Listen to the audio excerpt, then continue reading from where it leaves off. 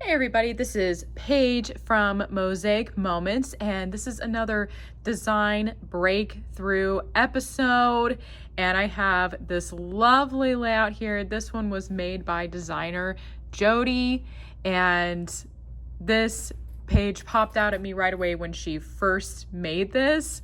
So obviously I'm going to talk about what is working for this layout. And the number one thing I can say is it's actually very simple.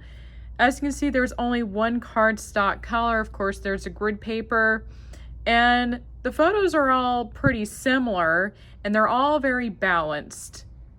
So, of course, what stands out on this layout is these red flowers, which I heard they were not even real. These were fake flowers, but I thought they were real. And I like how Jody repeated these on all four. Now, you may not do that every time you make a diamond mine layout. And I forgot to mention, this layout shows the diamond mine die collection. So we have the 3x4, one of the 3x3 dies here as well. And of course, these pages make a gorgeous diamond shape. It basically makes this border here.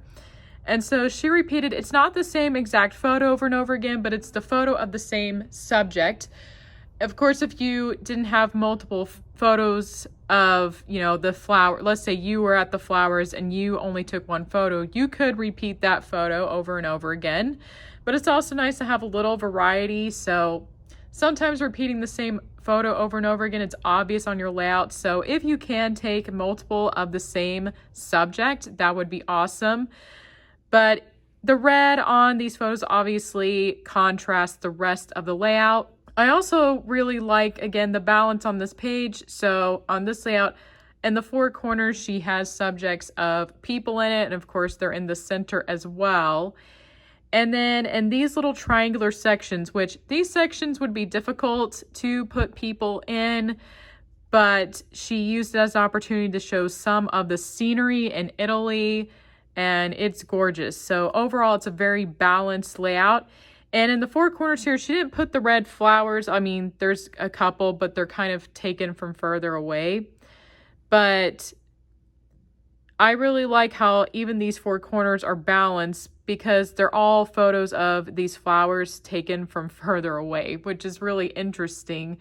And sometimes I would take these same photos and put them in the corners as well, but I think it adds interest to do a little something different or show us I like how she showed us a different perspective of red flowers on these as well. I also love Jody's background choice. This is grid paper from our all season collection. I think it's very fitting for Italy. It's a grid paper with multiple colors, so there's a little bit of pink and oranges and peaches, and it totally fits. Like if you look at this photo, there's a little sticky there. But if you look at this photo, I feel like I can see kind of the similar colors in that. That can be one way to choose your grid paper background is, are there some colors in the photographs that are kind of similar? And of course, you want your photographs to still contrast on the paper.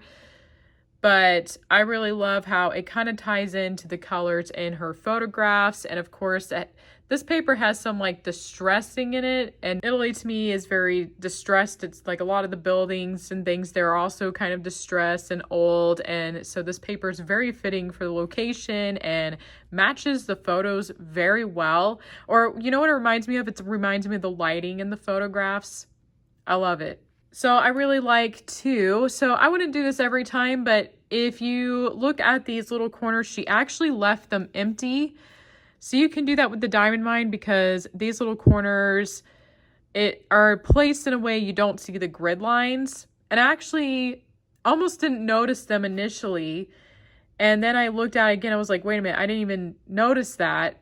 And I feel like it makes the page look less busy without filling them in. Again, I wouldn't do that every time.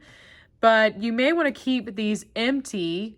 Some of you may actually like the grid paper to show through it.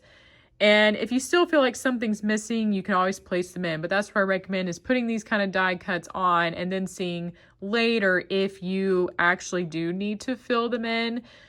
And like I said, sometimes you do, but sometimes you don't as well.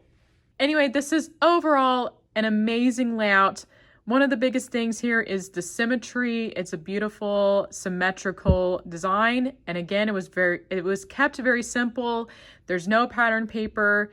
Photos really stand out, especially if you happen to capture something like this, and there's only one color of cardstock. So one lesson in creating Mosaic Moments pages is simple can go a long way. You can see how gorgeous this page is, and very little outside of photos and cardstock was put into this.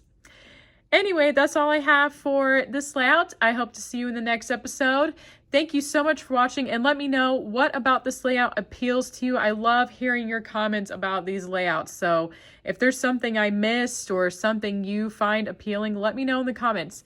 Anyway, thank you so much, and I will hopefully see you next time.